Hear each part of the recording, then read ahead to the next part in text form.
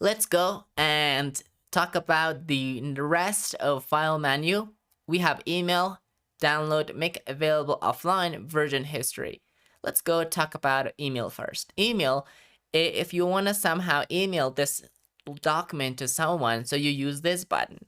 So you can have it as email collaborators or like email this file. For example, let's email this file and to see what happens, and then we can email collaborators. So I'm gonna send to myself. Send yourself a copy. Yes, I'm gonna send myself a copy. You can type a message. Don't attach, include content in the email, so you can say that. And right now you can say, well, what should be its format? Plain text, Microsoft Word, HTML, and open document or rich text. We're gonna say open document, and we're gonna click on send. Now this is send to JME, okay, to me, to another my email, and this was shared right now. And so that was the emailing, okay? Now if I go and I check my email, and I will be available to see the email has got, we received the email. So let me check, and right now, there you go, the email, I received it. So that is the email process, how you can do that.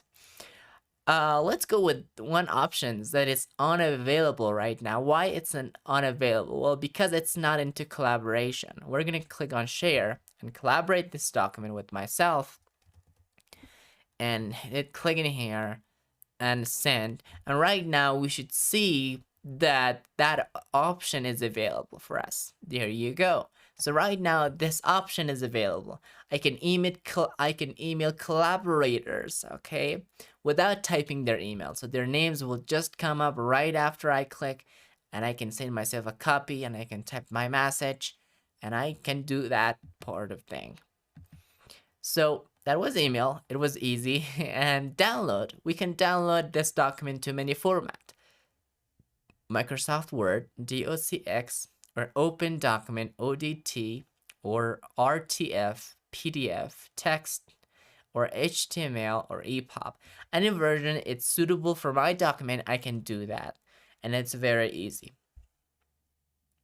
Next option is make available offline. So whenever you worry about internet connection and your internet connection is not as stable like mine, so you should check mark this option. And once you check to mark this option, your document is available even offline, and it's very great, okay? So it's very also cheap way you can work with Google Docs. So let's go with version history, what it is.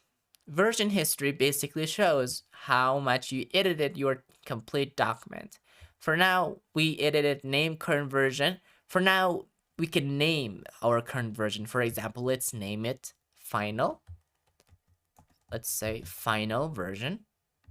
And then let's go to file again, version history, and see version history, and to see what sort of versions we had. So you can see right now, today I had final, and this is yesterday, and maybe this is another day.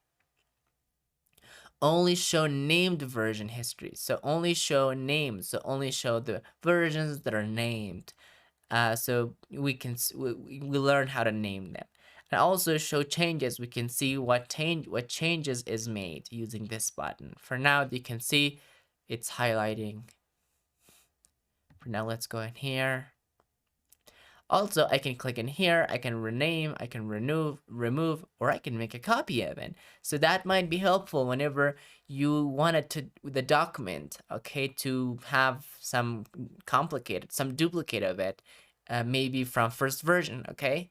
So you want to have maybe some duplicate of this first version or second version, I don't know, but it's relating to your project. Also, you can manage in here. And as well, you can print it. So the print setting is the same as print setting. We already learned how to do it, so there is no worry about it. So we learned until now the version history, make available offline, download, and email. Let's talk about the next in next lecture. See you there.